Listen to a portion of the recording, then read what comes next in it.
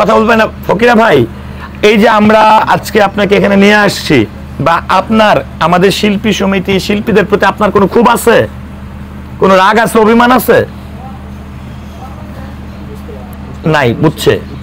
হ্যাঁ, তো একটা জিনিস আসলে দেখেন, আমাদের শুধু শিল্পী না, যখন একটা মানুষের বয়স হয়ে যায়, একটি হচ্ছে জন্মের পর আমরা শিশু থাকি বা শিশু থাকে, জন্মের পরে আমরা যখন একটা বয়স হয়ে যায় একটা মানুষের, তখন কিন্তু সে শিশু হয়ে যায়। তো ফকিরা ভাই কিন্তু ঠিক শিশুদের মতন হয়ে গেছে।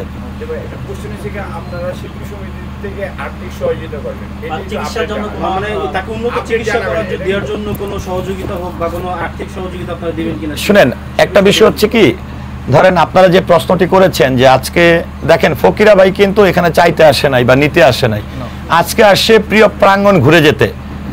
আমরা শিল্পী সমিতি হয়তো আপনারা 1 বছরে লক্ষ্য করেছেন, আমাদের এমন কোনো ভিডিও ফুটেজ পেয়েছেন যে আমরা কাউকে কোনো প্যাকেট দিচ্ছি বা কাউকে চাল ডাল দিচ্ছি বা কাউকে একটা জামা কাপড় দিচ্ছি?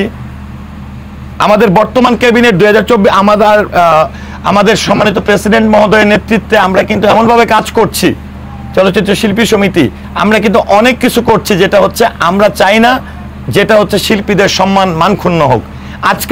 আজকে আপনাদের সামনে আসার মূল উদ্দেশ্য হচ্ছে সারা দেশবাসীর কাছে যারা একজন ফকিরার সৃষ্টি করেছেন, একজন চলচ্চিত্র অভিনেতা ফকিরার যাদের ভালোবাসার কারণে ফকিরা হতে পেরেছেন, এই দেশবাসীর কাছে দোয়া চাওয়ার জন্য কিন্তু আপনাদের সামনে ফকিরা ভাই এসছে। কারণ উনি এই যে আজকে যে ওনার যে সিচুয়েশন, আল্লাহ জানি না ওনাকে আবার ক্যামেরার সামনে আনতে পারবে কিনা, কিন্তু এটা অনেক বড় একটা সুযোগ সকলের সামনে।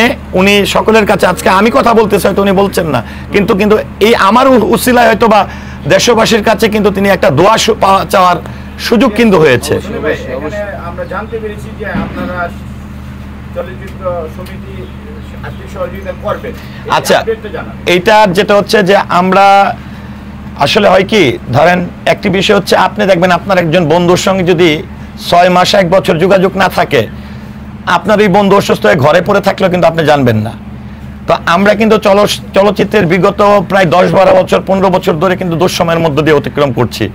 আগের মতো কাজ নেই, অনেক শিল্পীরাই ঘরে বসা, কখন অসুস্থ হচ্ছে কখন কি হচ্ছে আমরা কিন্তু পরিবার থেকে যদি না জানাই, যেমনটা আমরা এই যে এবার যেটা করলাম অনুষ্ঠানটা, আমি আপনার প্রশ্নের উত্তর দিচ্ছি, যে অনুষ্ঠানটা করলাম আমরা অনেক প্রয়াত পরিবারদেরকে পাই নাই। কেন? যখন যেই শিল্পী যে নাম্বারটা ব্যবহার করতেন, এই নাম্বারটা কিন্তু আমাদের কাছে লিস্টে আছে, বা আগে যেই বাসাটা থাকতেন সেই বাসাটা আমরা আমাদের স্টাফরা চিনতেন, কিন্তু যখন ওই পরিবারের শিল্পীটা মারা গেছেন তখন তারা যখন বাসা শিফট করে অন্য জায়গায় চলে যাচ্ছে, কেউ দেশের বাইরে চলে যাচ্ছে, যার কারণে কিন্তু আমরা অনেকের খোঁজখবর নিতে পারছি না। এবং আবার এই অনুষ্ঠানের পরে কিন্তু অনেকে আমাদের সঙ্গে যোগাযোগ করছেন।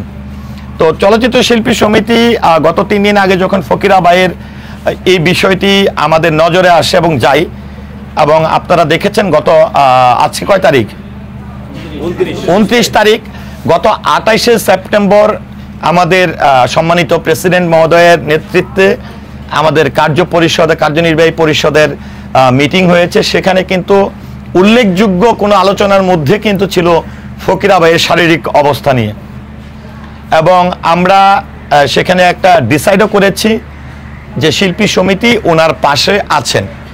অর্থাৎ আপনাকে যদি কেউ মাথায় হাত বুলিয়ে দিয়ে বলে আমি তোমার পাশে আছি, নিশ্চয়ই কোনো না কোনো দিক থেকে তার পাশে থাকা। তো শিল্পী সমিতি ডিসিশন নিয়েছেন যে আমরা ফকিরা ভাইয়ের পাশে আছি। নট অনলি ফকিরা ভাই, আমরা কিন্তু এরকম অনেক, আমাদের প্রত্যেক মাসে আমরা শিল্পীদের জন্য কি করছি কিন্তু আমরা জানি। শুনেন, আমি একটা কথা বলি, এখন তো ফকিরা ভাইয়ের নতুন ড্রেস লাগবে না, আমি তা দিচ্ছি, লাগবে না। তো পাশে থাকা মানেই হচ্ছে তাকে আমরা ডাক্তার দেখাইতে পারি। সাইমন ভাই, ভাই এইটা পরে দেন, ক্যামেরার সব সামনে না। হ্যাঁ, তো যেটা হচ্ছে যে আমরা ওনার চিকিৎসার জন্য যা লাগবে, মেডিসিনটাও তো আর ফ্রি পাওয়া যাবে না, কিন্তু আর্থিক শব্দটা ব্যবহার করে আমি ফকিরা ভাইকে ছোট করতে চাই না। কিন্তু শিল্পী সমিতি সবসময় শিল্পীদের পাশে আছে। শিল্পী সমিতি আমরা কাজ করে যাচ্ছি কখনো ক্যামেরার আড়ালে, কখনো গোপনে। কিন্তু যেহেতু শিল্পী সমিতির কাজ তো আর সিনেমা বানানো না, শিল্পী স্বার্থ রক্ষায়, শিল্পীদের সেবায় কাজ করা, এবং সেই অনুসারে কিন্তু আমরা কাজ করছি। ভাই আমার একটা লাস্ট কোয়েশ্চন